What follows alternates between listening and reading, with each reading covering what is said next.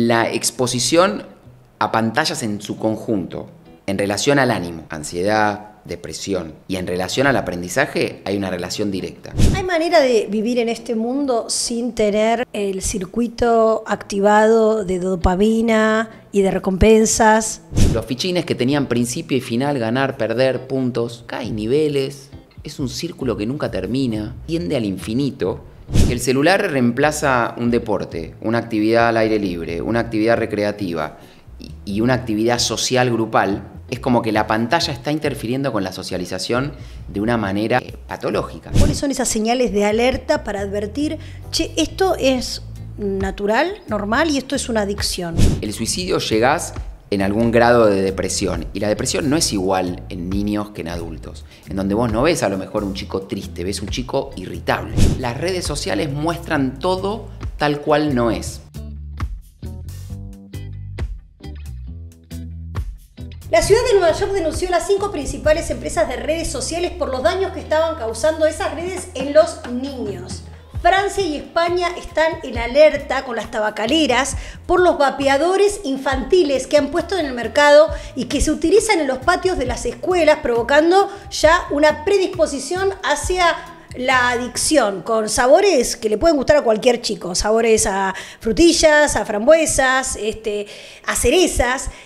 Y también en nuestro país muchos especialistas advierten sobre el problema que está en crecimiento sobre la adicción al juego de niños. Niños que se meten en línea, que juegan, que se arman perfiles como si fuesen adultos y que con poco dinero empiezan a practicar el juego. Las estadísticas hablan acerca de un crecimiento de los jugadores en línea que son menores de edad y además de el fuerte impacto que esto genera o la consecuencia que genera en los jugadores adictos una vez que son adultos. Son muchas temáticas, pero todas tienen un mismo centro, un mismo corazón, y es la tecnología, el mal uso de la tecnología y cómo podemos nosotros actuar frente a esto. Para hablar sobre este tema, ahora ya no me acuerdo de nada, estoy con el doctor Claudio Weisburg. Claudio es neuropediatra, es neurocientífico, es el director del Instituto Soma y está aquí con nosotros. Hola, Claudio. Hola, María Julia, ¿cómo estás? Bien. Bueno, para empezar, ¿cuáles son los principales impactos en el desarrollo que genera el exceso de la exposición a las pantallas?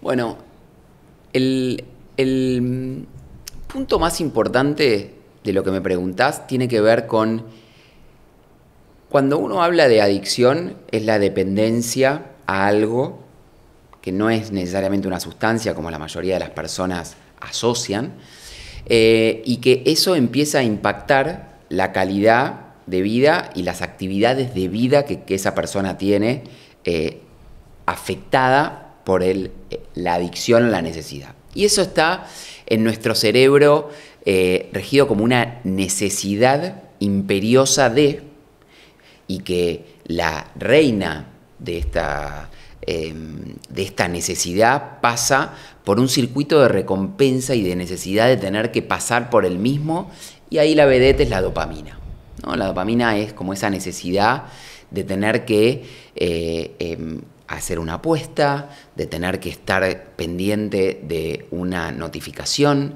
pendiente de un like, pendiente de no estar perdiéndome algo. ¿Qué es la dopamina? La dopamina es un neurotransmisor que involucra la unión y la comunicación entre las neuronas. Las neuronas se comunican unas con otras a través de neurotransmisores. Esos neurotransmisores salen de una neurona, pasan por el espacio sináptico y llegan a la otra neurona. Pero entonces, la dopamina es una arriba, contenta. Sí, la dopamina es recompensa. La dopamina es un estado de felicidad, un estado de... Lo logré. Pero es más la necesidad de tener que llegar que de haber encontrado esa felicidad, ¿no? Porque cuando uno está feliz, no es solamente está involucrada la dopamina. ¿no? Es decir, la dopamina es un Entonces la dopamina es ese neurotransmisor como que se activa cuando estamos en búsqueda, como corriendo como un conejo detrás de una zanahoria. En esa búsqueda, como estoy por llegar, estoy por obtenerlo. ¿No? No tanto como cuando me gané el premio, tal vez no es tanto la felicidad, sino que la dopamina es en el mientras tanto. Total. ¿O no? Es el mientras tanto es activar un loop que se llama circuito de recompensa, que le da un estado de bienestar y de felicidad a tu cerebro, de una manera en que vos vas a buscar ese estado y de felicidad como te puede dar ir a hacer una actividad física como correr, o como te puede dar el comerte un chocolate, o como te puede dar la necesidad de tener que estar alimentando ese loop y aumentando la dopamina con una necesidad. Entonces las adicciones, todas, dependen de esa necesidad ya patológica de tener que estar alimentando ese circuito de recompensa con una acción. Ahora, la cosa rara o novedosa es que esta historia y este loop y este círculo vicioso existe, me imagino, desde siempre, pero lo nuevo es que exista en niños tan pequeños. ¿Cómo genera o qué impacto genera eso en el desarrollo? Porque por lo menos nuestras niñeces han sido niñeces a donde tal vez la recompensa o los premios se lograban con una distancia de tiempo que generaría algún tipo, no sé, de aprendizaje. No sé cómo se describe neurológicamente, ¿no? Eso. Mira, el celular hoy, las pantallas, pero el fenómeno del mouse, cuando vos decís el clic, esa respuesta inmediata que vos hablabas de decir, bueno, existe una historia, hay como un suspenso, hay una intriga, fomentar la curiosidad, la expectativa, ¿no? En esto es como que el clic, la inmediatez, está tardando en cargar la página, no hay un buen servicio de banda ancha o de internet, que está enlenteciendo, genera que vos no te acostumbres a otra cosa que a la inmediatez. Entonces, la computadora, la pantalla, los videojuegos, las redes sociales, ¿qué es lo que hacen? No solo hacen a la inmediatez, sino que mismo los videojuegos, ¿no? Que en un momento, antes de las redes sociales, hablaban de los videojuegos como un fenómeno adictivo, ¿no? De personas que no eran solamente niños y adolescentes, porque eran adultos jóvenes que también estaban involucrados. Y había más adultos jóvenes involucrados en las adicciones a los videojuegos que niños per se. Entonces, en ese sentido, la inmediatez del resultado era como que ni siquiera era como en algunos videojuegos que jugábamos con fichas vos y yo cuando éramos chicos. Los fichines. Los fichines que tenían principio y final, ganar, perder, puntos. Acá hay niveles, es un círculo que nunca termina, es algo que tiende al infinito y es el infinito de tiempo de estar frente a una pantalla con la inmediatez de que todo hago clic, clic, clic. Claro, pero Claudio, vos mezclás adultos con niños, pero no creo que sea el mismo impacto. A eso iba. Cuando vos tenés un cerebro en desarrollo, claro. Vos sabés que el cerebro se va desarrollando desde el intraútero, pero sobre todo desde que nacemos. Los primeros 3, 4, 5 años, pero son los primeros 3 años, hay un desarrollo del cerebro que tiene una peculiaridad en donde todo está por hacerse, todo está por formarse. Es como que la casa está sin ningún tipo de planta. Se van formando todas las plantas y las interconexiones, que son como las calles que se van formando, van a depender de la cantidad de autos que pasen. Y si vos tenés un callejón o una autopista, va a depender de la cantidad de estímulos que pasen, que son los autos. Sí. Ahora, si vos empezás a estimular y a generar la inmediatez cuando todavía no está formado el sistema, es como que el cerebro en desarrollo está precariamente desarrollado para que se generen estas situaciones de inmediatez para la cual no está preparado. Y yendo más lejos, nuestra corteza frontal, ¿sí? La que nos permite tomar mejores decisiones, la que nos permite tener una conducta más racional, la que nos permite tener un control inhibitorio, una inhibición de ciertos estímulos, no está desarrollada hasta casi los 30 años. Entonces yo te hablo de adultos jóvenes porque hay adultos jóvenes que todavía no tienen conformado su corteza frontal y prefrontal de una manera totalmente desarrollado. Entonces, las decisiones... Es increíble esto que me decís. O sea que un chico de 23 que frente a una frustración rompe una puerta, es posible que no tenga desarrollado lo que es la estructura prefrontal. ¿Es así o no? Absolutamente. No está formada... Porque viste que hay adultos que no saben procesar una frustración. Bueno, como los niños, que son como, o sea, sí. Es como un nene. Sí, pero ahí a lo mejor nos metemos en una situación en donde justificamos una acción por la falta de madurez y no sería tal, ¿entendés? Porque si vos tenés... No es lo mismo neurológico que conductual. Claro, no es lo mismo que a los 10 años no controles un impulso que a los 5 que a los 22, ¿entendés? Es como que tenés... Que a los 40. Que a los 40. Entonces, porque en el caso vos tenés personas que ya en teoría tienen conformado su sistema frontal, digamos, de forma completa y madura,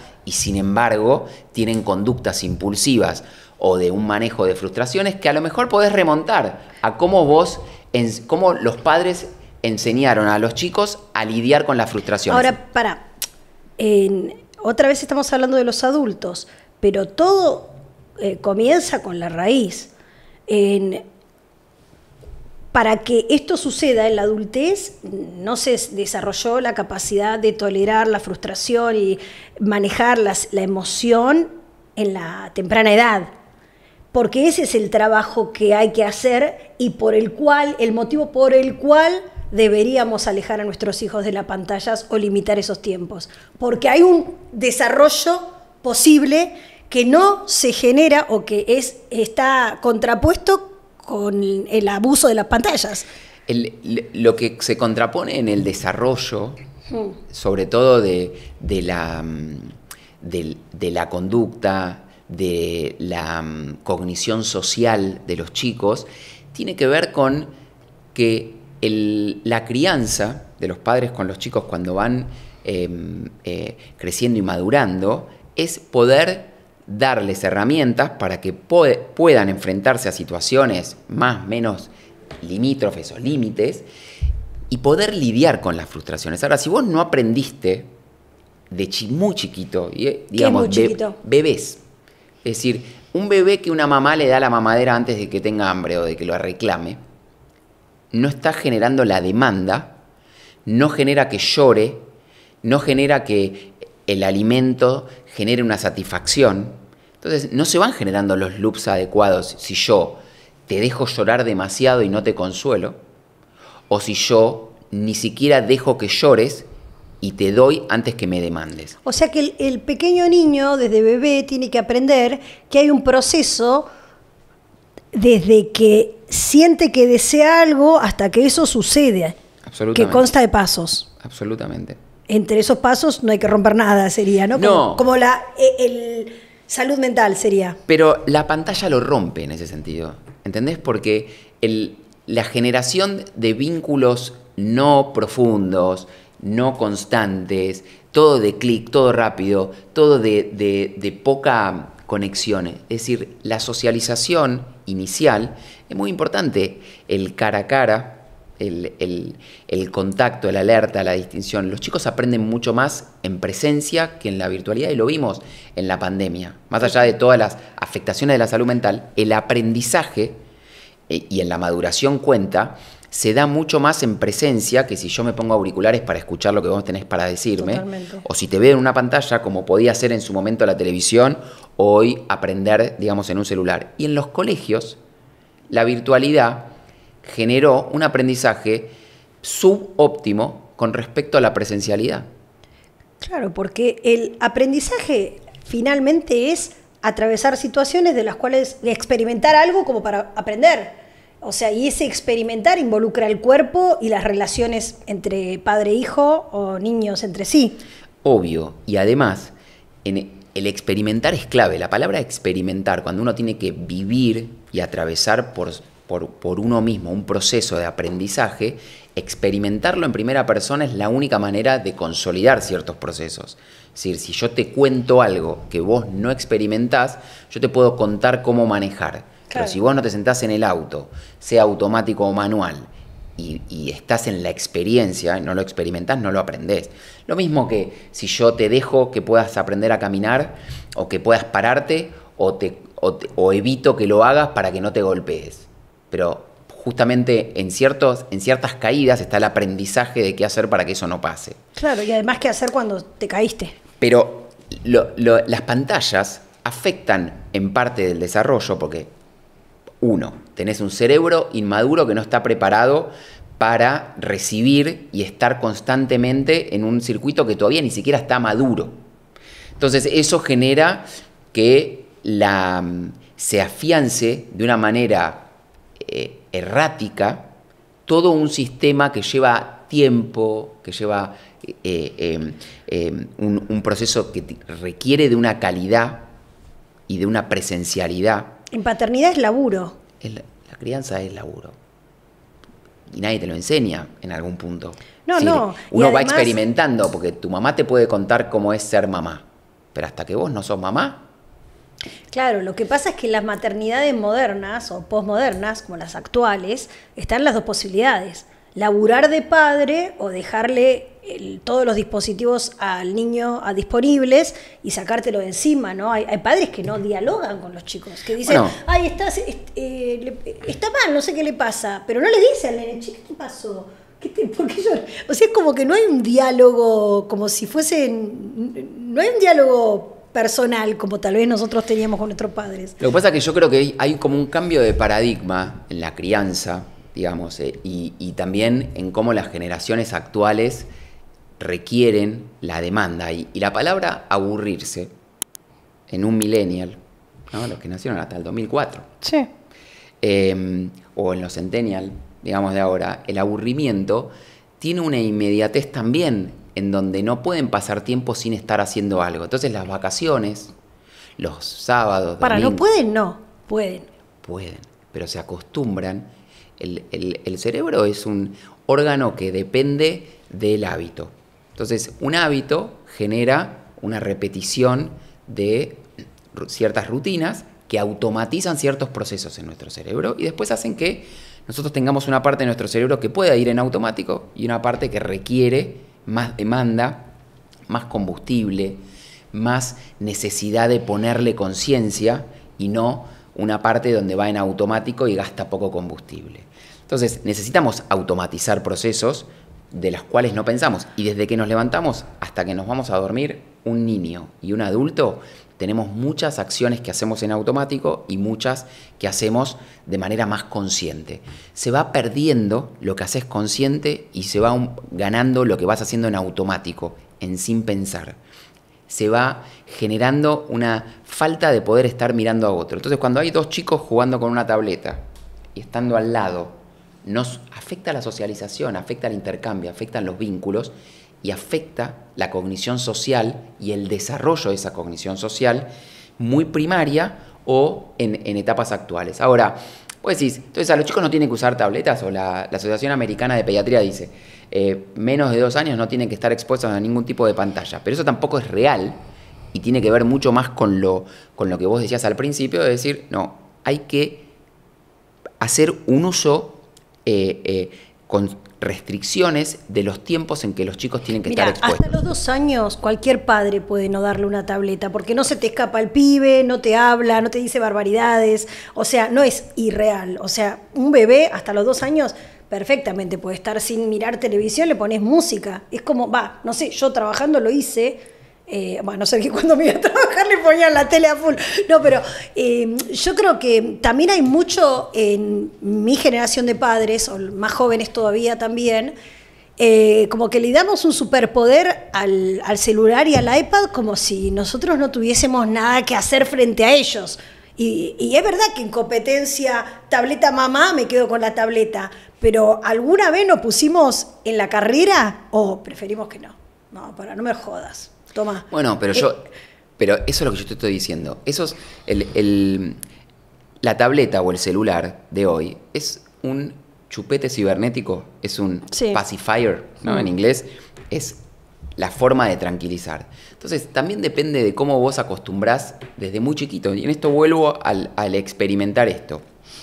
Si vos te tomás el tiempo de poder tranquilizar, el tiempo de sentarte en el piso cuando el chico es un poco más grande, y enseñarles a descansar. Los padres pierden creatividad en la crianza, en el poder, digamos, combatir el aburrimiento de los chicos de hoy.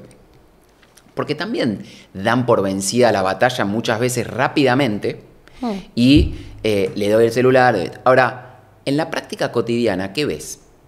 Que ese automatismo con el que vos podés darle, digamos, una tableta o el celular para calmarlo, para vos poder hacer otra actividad, y hoy también los padres y madres trabajan mucho más, y sobre todo los dos, que antes a lo mejor había uno de los dos que trabajaba y otro que estaba más en casa o viceversa, y hoy a lo mejor, digamos, esto es una necesidad y después vos llegás después de todo el día de trabajo, tu hijo quiere estar con vos y vos estás con la cabeza, digamos, en otra situación. Entonces también es un ejercicio del adulto cómo generar un cambio y romper el paradigma. Es sobre todo un ejercicio del adulto, porque, a ver, si el adulto no se mete desde que el nene es chico, la relación del chico con la pantalla va a suplir esa paternidad, va a ser todo, y ahí sonamos, porque ahí están todas estas cosas de las que hablábamos al principio, los juegos en línea, las posibilidades de contactarte con adultos que no corresponde a través de los juegos en línea también, bueno, todo tipo de adicciones, ¿no? Que quisiera saber también cuándo un padre, que tal vez está también muy ocupado y trabajando, cuándo un padre puede advertir, o cuáles son esas señales de alerta para advertir, che, esto es natural, normal, y esto es una adicción. ¿Cuándo advertimos en la conducta de nuestros hijos que ya es para preocuparse? La palabra adicción, como decíamos antes, es cuando alguien solo quiere hacer una actividad, estar frente a una red social, a un videojuego, y no quiere hacer ninguna otra cosa fuera de eso. En redes sociales es tan claro la necesidad imperiosa de no estar perdiéndote alguna publicación, de esa sensación que fomenta patología psiquiátrica, la ansiedad. Uh-huh. La ansiedad de me estoy perdiendo algo y eso ya me está haciendo sentir mal, de que hay algo que yo no estoy viendo que debería estar haciéndolo. Sí. ¿Sí? Sin ningún tipo de alerta, sin ningún tipo de notificación y demás.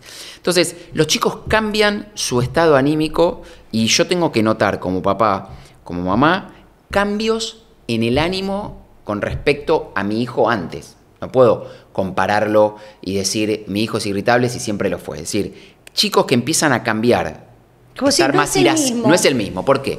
Porque puede estar más irascible, porque puede estar más irritable, porque puede contestar mal. Cambia patrones de sueño, o generalmente duermen menos porque se acuestan tarde y se levantan temprano y lo primero que hacen es estar conectado con su adicción y empieza a cambiar su calidad, sus actividades de vida.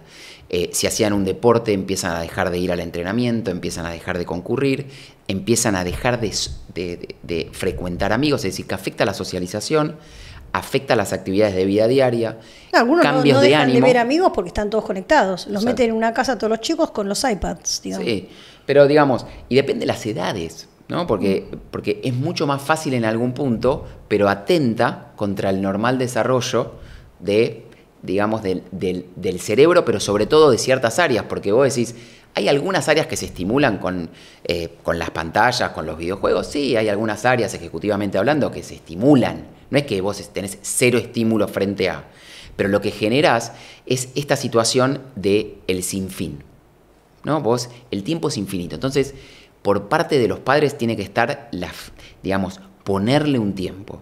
Vos fuiste al colegio media jornada, fuiste al colegio toda la jornada. Los tiempos diarios, o muchas veces que están puestos dentro de las tabletas, es decir, vos podés en el celular o en la tableta. Sí, pero a mí Antonio Garre pone, se terminó el tiempo de YouTube y pone ignorar el límite por hoy. Solo. Entonces, está bien, pero creo que hay un bloqueo en donde... con un código. Pasa que me olvidé el código, claro, y lo hice de nuevo sin código. Entonces, ese es un punto muy importante, porque vos decís, ¿cuáles son las señales de alarma? Y en realidad, todo padre de niño y de adolescente temprano debería saber qué está haciendo su hijo en el celular. Y mirarle el historial. Yo le encontré en los shorts de YouTube, que los odio y no sé cómo se sacan, pues si supiese ya lo habría hecho, que también me sumaría a la demanda, estaba leyendo la demanda de la ciudad de Nueva York que hizo contra los 5 gigantes de redes sociales y los acusa de estar causando una crisis en la salud mental sin precedentes de los chicos, pero de verdad algo habría que hacer con YouTube. No puede ser que en los shorts, yo escucho como guarangadas que en un short que accede mi hijo, como que mezclan el juego, por ejemplo, de frutas y te clavan una guarangada y vos si no le estás mirando qué está mirando tu hijo, ¿cómo te das cuenta en los shorts que duran 30 segundos? Por eso son los filtros y las barreras de seguridad y en eso, digamos, estar en los shorts no se puede filtrar, ¿eh? O si se mete en los shorts es un camino de ida, es una cosa que dura 30 segundos y loop también, ¿viste?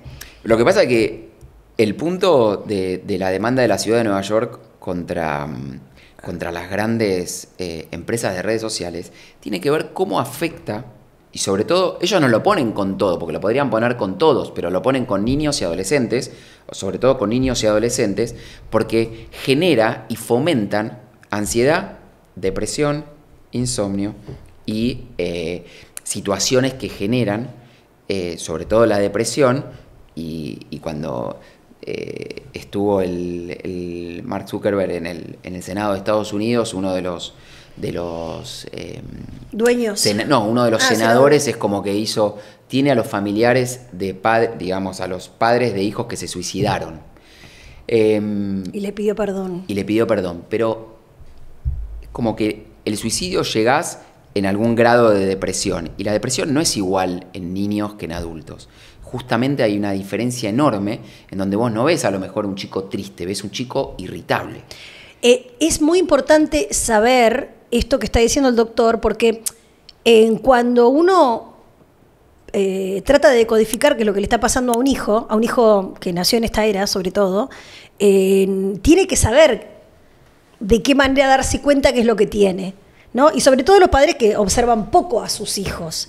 Entonces esto me parece clave. Un chico enojado no es un chico caprichoso, es muy posible que sea un chico deprimido, ¿no? Esto es lo que acabas de decir. No es que posible. Eso no es igual, todo chico caprichoso o irritable tiene depresión. Pero una de las manifestaciones de la depresión, que es característicamente distinta al de los adultos, es que chicos pueden tener tristeza, igual que los adultos, pueden llorar, pueden dormir mucho o dormir poco, pero lo más común es ver irritabilidad, irascibilidad, bajo umbral para las frustraciones. Entonces, todo lo que tiene que ver con el estar haciendo algo que no es el core central de su adicción, un videojuego, es decir, y en esto, viste que la pandemia fue un gran espejo de las adicciones a las pantallas, que al mismo tiempo eran una necesidad. Porque vos necesitabas la pantalla para estudiar, para trabajar y para socializarte con los mayores o con la gente que no veías. Entonces era como decir, acá es una herramienta que socializa. Entonces la abuela que está usando WhatsApp y que está orgullosa de eso, es lo mismo que una mamá hace 30 años te decía, no, mi hijo caminó al año, y hoy te dicen, hoy a los 10 meses desbloqueó el teléfono sin la clave. Entonces es como que los paradigmas de los hitos también van cambiando. Y los padres que ponen a lo mejor una bajada de línea bastante liviana, light, y en la manera más de somos pares y amigos, no, vos sos el papá, vos sos la mamá, y no sos tu amigo. O sea, tiene que haber algún grado de bajada de línea y de no uniformidad. Entonces, las nuevas generaciones de padres tienden a tomar con blandeza ciertas cosas que después es un boomerang. Total. Esto te vuelve... Esto es algo que cree, o sea, es como dicen, chicos chicos, problemas chicos, chicos grandes, problemas grandes. Y en la tecnología, que encima nosotros no podemos controlar el fondo que tiene. Es inasible el universo de la tecnología, ¿no? Me parece muy importante esta charla porque hay padres que ya se han rendido a la paternidad. O sea, que frente a un grito de un chico, a esa conducta, el chico ¿qué hace? Genera una conducta, hace un quilombo para que vos cedas y le des lo que quiere. Si vos haces eso, le estás enseñando a tu hijo a que esa es la manera de conseguir lo que quiere. Entonces, es como que hay padres, yo noto, como rendidos directamente, como que dicen, no puedo con esto, pero hay que intentarlo. Y un padre que quiere ejercer de padre gana, porque no hay nadie más importante para un niño que un padre. No podemos rendirnos frente a una tablet, ¿no? No, y además no hay nada más importante, digamos, que un padre, que el ejemplo de un padre, que lo que un padre, digamos, nos enseña con lo que nos dice, pero sobre todo con lo que hace. Sí. Predicar con el ejemplo y con la acción. Entonces los chicos son una esponja de lo que ven, mucho más de lo que escuchan. Entonces la importancia de poder predicar con lo que uno, con lo que pero me quedo con eso que vos dijiste, es un boomerang, hay que tomarlo con seriedad, porque no, déjalo, es chiquito, déjalo, está aburrido, déjalo, no sé qué. O sea, te vuelve. Y te vuelve a full, porque ya cuando es adolescente, ahí te quiero llegar a un cerebro de un adolescente versus un cerebro de un niño. ¿Cuáles son las diferencias en riesgos y posibilidades? El cerebro adolescente es un cerebro mucho más inconsciente de los riesgos, porque me creo que a mí nada me va a pasar y yo todo lo puedo, ¿sí? Mientras yo voy buscando mi individualización, saber quién voy a ser, quién quiero ser, estoy en una etapa en donde creo que a mí nada me va a pasar. Digamos, en el contexto del COVID era como no me voy a contagiar. Pero siempre que vas al contexto del COVID, recordemos que ahí comenzaron a desarrollarse las adolescencias prematuras, ¿no? Total. Y eso chicos de 8 o 9 que actúan o se desarrollan como chicos de 11 o 12. Sí, y en eso después se empezó a estudiar qué pasa con la luz azul que te impacta un teléfono de noche cuando el sol no está más y tu cerebro dice, bueno, es de noche. ¿Por qué? Porque no tenés la luz solar, se empieza a secretar melatonina por la glándula pineal y uno entra en una facilidad para entrar en un ciclo de sueño. Entonces, la luz azul le engaña al cerebro de que es de día, no hay melatonina y se empieza a generar insomnio y algún trastorno endocrinológico asociado con la falta de secreción de melatonina diaria por la sobreexposición a las pantallas y sobre todo nocturnamente generar y engañar al cerebro, generó este impacto que se vio en un trabajo que se publicó en donde la asociación del exceso de pantallas estaba relacionado con la disminución de la secreción de melatonina y que eso tenía un impacto en la pubertad precoz de chicos y de la menarca más temprana en mujeres. ¿Es por eso entonces que...? Bueno, había una asociación que se pudo hacer en toda la etapa en donde el exceso fue franco, así como... Ahora, me desvié hacia esto cuando te estaba preguntando, bueno, me decías, el cerebro de un adolescente cree que todo lo puede, no registra, por ejemplo, no registra peligros, y yo recordé un caso de una niña preadolescente, digamos, de 8 o 9 años, que sufrió un riesgo por estar, digamos, usando mucho las pantallas o por estar en contacto con otras personas adultas sin saberlo, ¿no?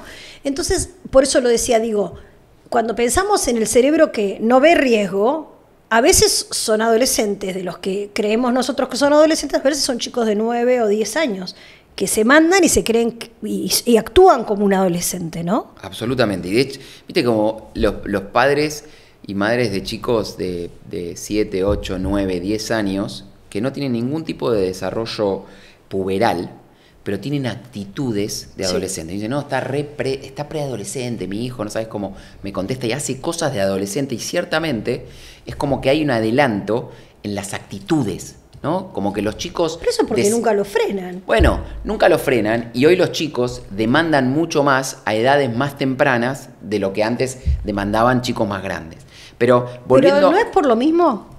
¿No es porque nunca lo frenaron? Bueno, tiene que ver con eso y hay una cosa mucho más macro en donde los chicos como masa se manejan de una manera a ciertas edades y en ciertos grupos en donde eso no ocurría un par de décadas atrás a esas edades.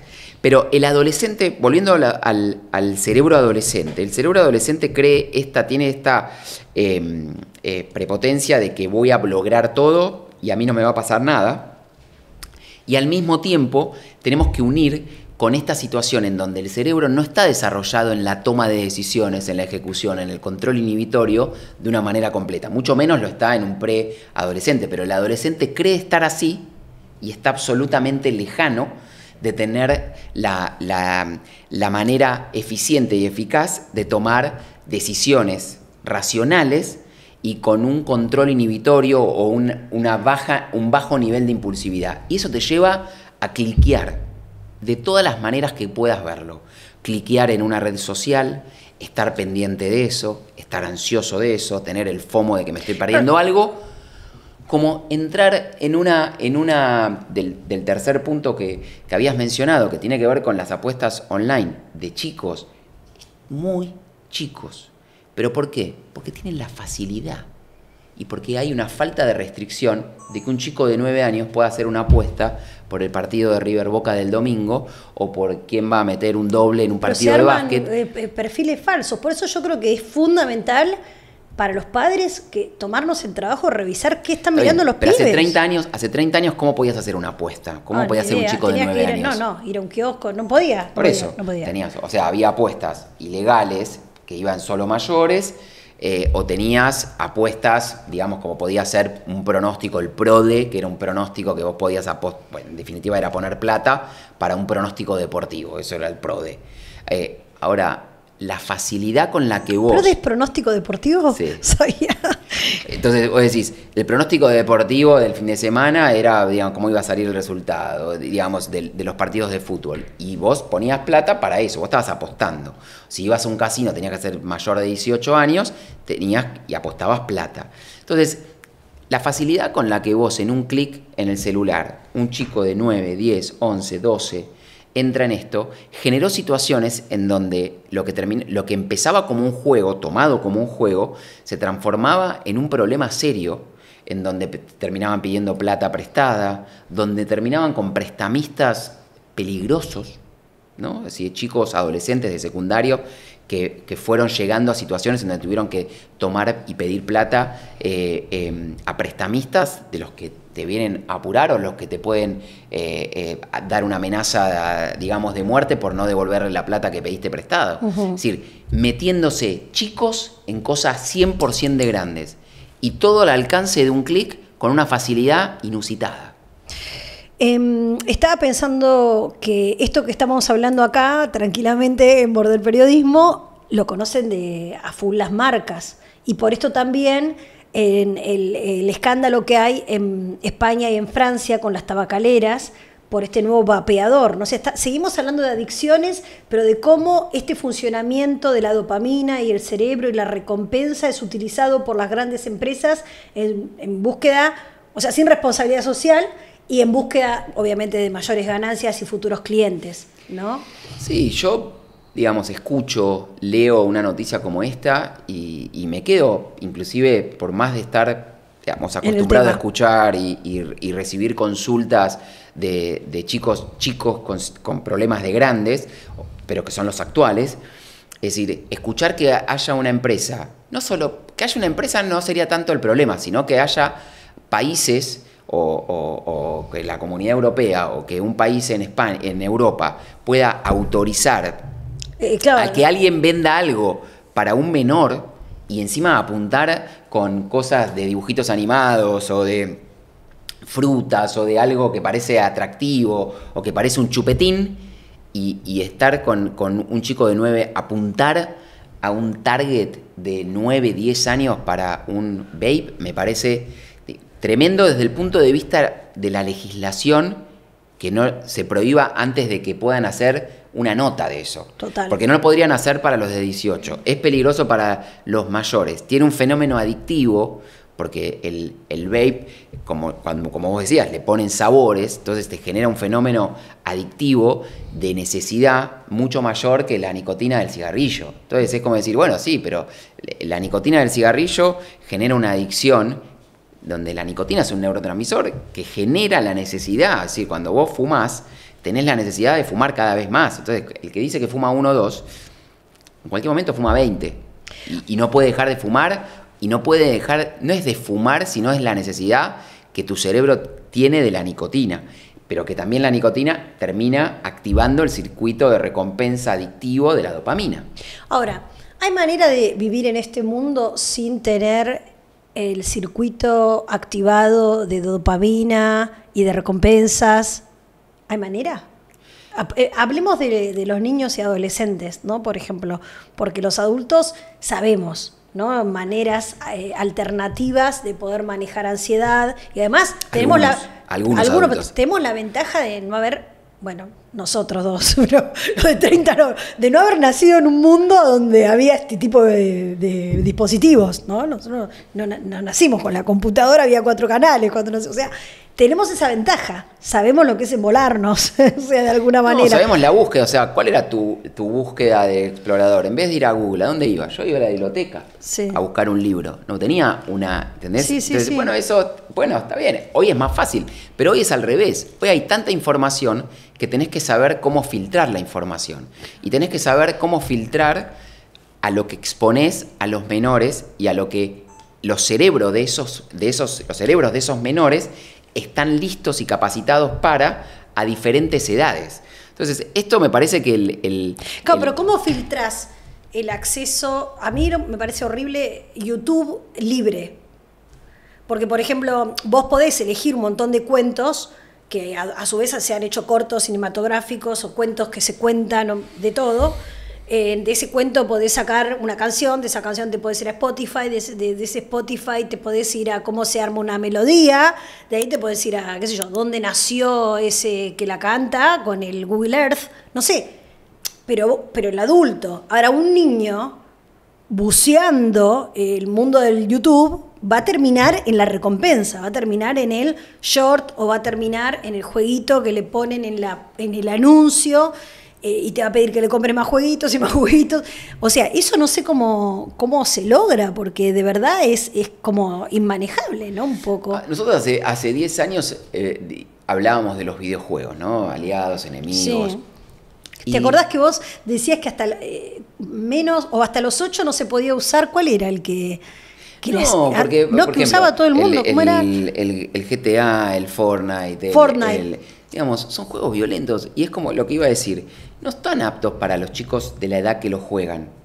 El nivel de violencia, el nivel de agresividad, el nivel de exposición sexual, es decir, no es para chicos menores y sin embargo juegan todos chicos menores. Sí. Y eso es como cada padre o madre lucha en su casa las situaciones, es decir, hay familias que no compran consolas, hay familias que la compran pero la restringen el tiempo, hay familias que no dejan en la semana y el fin de semana sí. Es decir, tenés que hacer una restricción, no puede ser. Tenés que planificarlo, sí. Tenés que hacer una restricción. La exposición continua a un videojuego, a la red social, no saber en qué están involucrados tus hijos, en redes sociales, en grupos de WhatsApp y demás, es como que en niños y adolescentes uno tiene que estar involucrado en qué están tus hijos, porque hay riesgos, porque hay situaciones con pares, hay situaciones con adultos que son graves, y hay un mundo en donde entran en un clic y ven cosas para los cuales su cerebro no está preparado. Claro. Es decir, cosas de violencia, cosas... Lo que te estaba diciendo de los shorts, yo no podía, porque estaba bananita, manzanita. Me digo, bueno, a ver, ¿qué es esto? Y me quedé mirando 10 minutos y encontré 3 guarangadas que estaban como escondidas en esos shorts, pero no sé cómo o sea, es muy difícil bloquearlo para siempre, que yo le saco la aplicación, la elimino y me la vuelve a... Bueno, no sé, la vuelve a encontrar, pero... estaba pensando en que, bueno, vos sos neurólogo, atendés muchísimos pacientes, atendés pacientes con problemas en el neurodesarrollo. Pero también pacientes que tal vez te llegan al consultorio con síntomas de pacientes del neurodesarrollo, pero que no tienen un diagnóstico ni de autismo, ni de TDAH, pero tienen tienen un síntoma que los hace no poder estar bien en el colegio, no poder concentrarse. ¿Es directa la relación entre el uso de la tecnología y estos nuevos síntomas de problemas en el aprendizaje sobre todo? Sí, problemas en el aprendizaje sí es una consecuencia también porque te afecta digamos, la estructura básica del lenguaje y de la escritura. Los celulares atentan absolutamente, claro, entre digamos, las palabras que no se terminan, las que se escriben mal, los errores de tipeo, digamos, lo que te acostumbras a escribir mal y ni se dan cuenta si no tenés un corrector.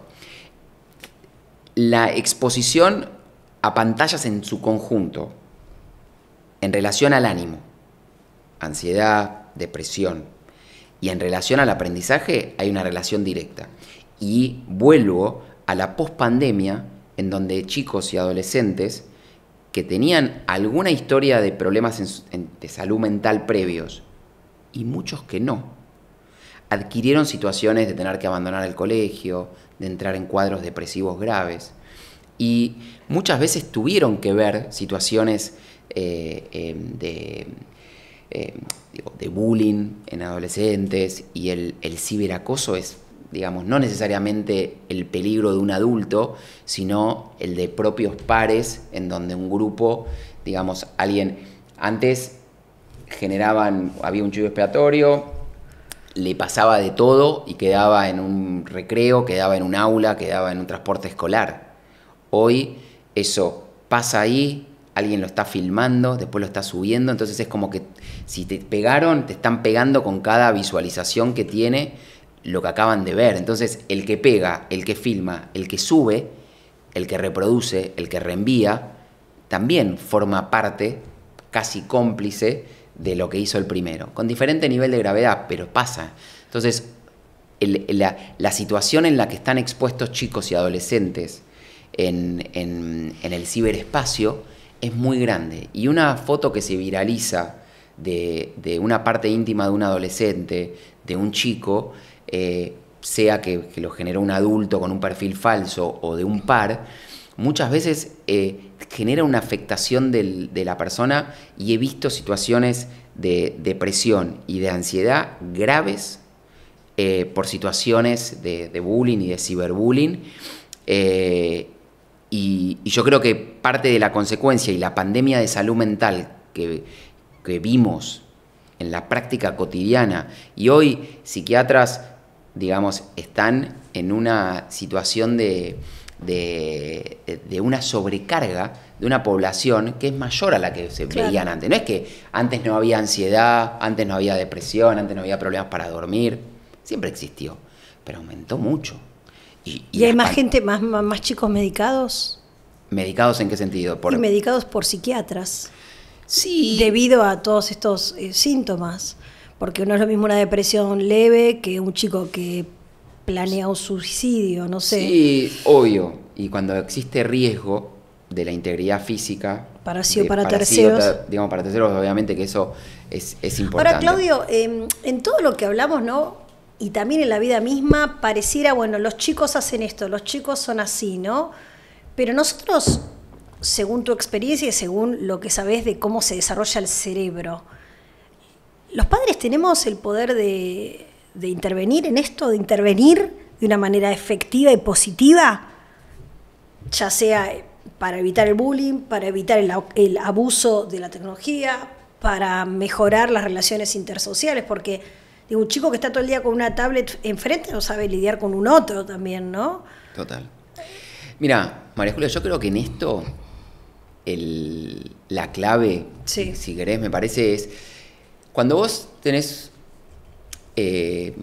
una familia que viene con algún problema en algún adolescente, o una amiga tuya que te dice, no puedo hablar con mi hijo adolescente. Sí. Me quiero acercar y demás. Es como decir, escúchame, el pibe no nace cuando tiene 15. Claro. ¿Está bien? Entonces, vos tuviste que haber construido un elemento de comunicación con tus hijos desde que son bebés. Y vos le hablabas, aunque parecía que te escuchaba, no te escuchaba, te entendía, no te entendía. La comunicación es clave desde que nacen hasta, digamos, la adultez, ¿no? Porque siempre un hijo escucha, digamos, a un padre, toma lo que, cuanto más grande sos, más tomás algunos consejos. Cuando sos chico tomás todo, lo que te dice y lo que hace. Te podrás darle bola o no, pero tomás todo lo que viene de tu papá o de tu mamá. Y sobre todo en la infancia. Entonces, fomentar la comunicación con los chicos tiene que ser desde muy chicos. Totalmente. Entonces es como decir... Y hablar de todo. Hablar ¿viste? de todo. Hay padres que pero por eso, esto no se habla delante de los chicos y lo estás debilitando al chico. La mesa es un lugar en donde si vos trabajás todo el día, si vos vas al colegio doble jornada y haces alguna actividad, o si vas al colegio durante solo la mañana o solo la tarde, pero el momento, no sé, es el desayuno y la cena, tiene que ser un momento donde vos me cuentes cómo fue tu día, donde le preguntes cosas, donde puedas detectar cosas. Es decir, si no hablas en la mesa y libre de celulares, no hablas. Ahora, Claudio, como sé que sabés también de esto y no tiene nada que ver cómo Sí. empezamos el programa, quiero preguntarte si esto le cabe también a los chicos con problemas en el lenguaje y con autismo. Esto de la importancia de que los padres hablen con ellos y buscar la interacción con los padres. Absolutamente. Es decir, lo que puede cambiar en alguien que escucha menos, en alguien que habla distinto, en alguien que se comunica de otra manera, es encontrar el camino y la frecuencia para que eso pase, pero... La forma de decir las cosas de una manera más clara y sencilla, bajás, claro. o en qué frecuencia, pero que lo tenés que hacer, lo tenés que hacer. Y tenés que fomentar, a lo mejor en alguien que habla menos o se comunica menos, vos tenés que fomentar todas las formas en las que eso le entre. Y vuelvo a un momento que te comenté, que las cosas entran por los ojos. Entonces lo que vos hacés, le mostrás, y usás, digamos, tal vez la tecnología para mostrarle a dónde vas a ir, le anticipás, digamos, todas situaciones que involucran lo audiovisual. Por eso es tan atractivo. Es decir, los colores, lo tridimensional, para un bebé recién nacido es obviamente más atractivo, pero si yo quiero ver cómo un recién nacido mueve los ojos, no necesito elemento más atractivo que el rostro. Es decir, que yo pongo mi cara frente a un bebé recién nacido y lo muevo y es más atractivo que cualquier objeto. Entonces, la atracción por el rostro es natural. Es parte de la esencia del ser humano. Claro, pero es como lo acostumbraste, ¿no? Porque si nunca le mostraste el rostro, si nunca le hablaste y si siempre el rostro que tuvo enfrente fue la pantalla, no sé... Lo estás condicionando, claro, y estás fomentando a que sea alguien mucho más predispuesto a la adicción con eso. No, y aparte ocurre, yo noto, ¿no? Chicos que tienen abuso de pantallas que incluso sin tener un problema del neurodesarrollo, es decir, no tener ni autismo ni ningún diagnóstico, en la interacción con el otro les cuesta, porque si pierden la frustración también es como todo un temón, los juegos, el bullying, o sea, pierden la habilidad de comunicarse con un otro distinto, incluso bueno, cuando se usa la ley de hielo, digamos, ¿no? Como hacer que no existe, yo esto lo he notado que le ha pasado con mi hijo, es decir, cuando hay un distinto, en lugar de intentar una interacción diferente, que es lo que hacen los chicos sanos, decir, bueno, funciona distinto, a ver, ay, le gustan las coquillas, le gusta ver cómo... Hay otros chicos que hacen como que no existe, ¿no? Como es una cosa fea, dolorosa de ver, pero ignoran totalmente el que funciona de una manera diferente, y eso es una dificultad en la comunicación, ¿no? También. Sí, pero eso también, vos fíjate que tiene que ver con cómo vos fuiste incorporando eso naturalmente los chicos... No, lo viste de algún lado, si tus padres son empáticos, los chicos no son así, obvio. Pero los chicos, naturalmente, incluyen por naturaleza, y si vos no hablás y yo hablo, nos entendemos con el juego, nos entendemos corporalmente, nos entendemos. Y tenemos un fin común, de ir a jugar acá, de jugar a la pelota, de estar con el... Es increíble el lenguaje no verbal, comunicativo que tienen los chicos con alguien diferente. que muchas veces los adultos, que tienen muchas más herramientas, no lo hacen, porque también tienen muchos más prejuicios y tienen muchos más preconceptos establecidos como fundacionales de cómo ellos fueron conformando el software del hardware que tienen, ¿no? Es decir, cómo fueron pero cuando tenés un padre con esos preconceptos, lo más probable es que el chico, o sea, los chicos, a mí me molesta cuando se les echa la culpa a los niños. Ay, no, él es así. Ay, no te saluda porque es así. Pero tú tienes 5 años, es tu hijo. ¿Cómo va a ser así? O sea, decile. O, no sé, esto que te digo de la ley del hielo, en mi caso, porque tengo un nene con autismo, ¿no? Pero que le pasa a otros chicos también. Esto de que pasan por al lado y no les dan bolilla, y el niño con autismo que tal vez no tiene... Tal vez no, que muy posiblemente no tiene facilidad en el lenguaje, intenta, qué sé yo, si está mirando la pantalla, pispearle la pantalla para tener un grado de interacción. Y yo he visto cómo chicos muy cercanos a nosotros, ni siquiera del colegio, se dan vuelta y se van, y lo dejan solo, ¿no? Hasta que se les acaba la batería del celular. Es impresionante, a mí lo viste verano, se le acabó la batería del celular, fueron a cargar. ¿Entendés? Es como una cosa que... Sí, pero vos decís, se acaba la batería del celular o se va el wifi digamos, del lugar, y vos decís, se le acaba la batería del celular y a lo mejor ponele escenario del verano en una playa. Es decir, estás en la playa, estás en la arena, mar, y estás con el celular. Una locura. ¿Entendés? Entonces, si el celular reemplaza un deporte, una actividad al aire libre, una actividad recreativa y una actividad social grupal, es como que la pantalla está interfiriendo con la socialización de una manera patológica. Claro, pero ¿entendés? A mí, ¿sabes qué me impresionó de celular? Ley de hielo, se me terminó la batería, corte de cámara, ir a cargar a Antonio. Yo eso, y como que esa secuencia me pareció muy, bueno, a ver, se te termina el celular y no tenés herramientas para comunicarte con un otro que funciona distinto, que no te está creyendo, que quiere jugar con vos de otra manera. ¿No? Pero por eso, cuanto más chicos son los chicos, en ese sentido, más naturalmente integradores, naturales son. Claro, no, de chiquitos esos mismos nenes no eran así con Antonio. Después, y después cuando son más grandes van incorporando ciertas situaciones en donde no sé cómo actuar, entonces no hago nada.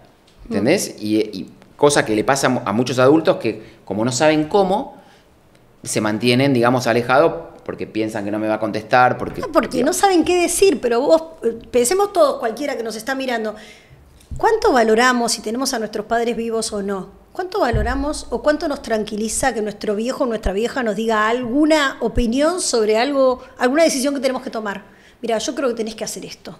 Yo lo haría de esta manera. Yo valido cómo te sentís, pero me parece que en esto te estás equivocando. Nosotros. Un montón. Imagínate un pibe de 5 años. O sea, es absurdo pensar que no hay nada para decir frente a cualquiera de las frustraciones de un chico chiquito, ¿no? No, y tocaste un tema que no hablamos, pero todo este nuevo paradigma de las pantallas, de las redes sociales, de las tecnoadicciones, atenta contra el valor que se le da a las cosas que importan.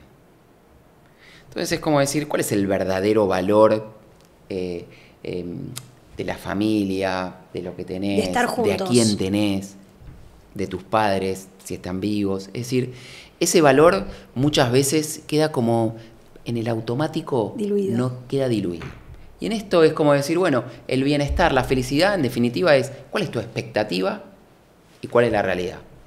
¿No? Es decir, esta es la expectativa de lo que vos querés para ciertas cosas, o qué es lo que vos querés para la vida, o qué es lo que vos querés para la vida de tu hijo, y cuál es la realidad. Entonces, ese es un fenómeno que choca de una manera... Claro, es que muchas veces eso se pierde porque justamente las redes sociales en adultos generan que todos tengamos que estar transmitiendo una especie de felicidad capturada por la cámara, sin nada más que una imagen, ¿no? Muy, muy careta, digamos. Entonces, si tenemos ese storytelling, digamos, en las redes, probablemente no nos estemos preguntando, está el storytelling, pero y bueno, ¿y acá adentro qué hay?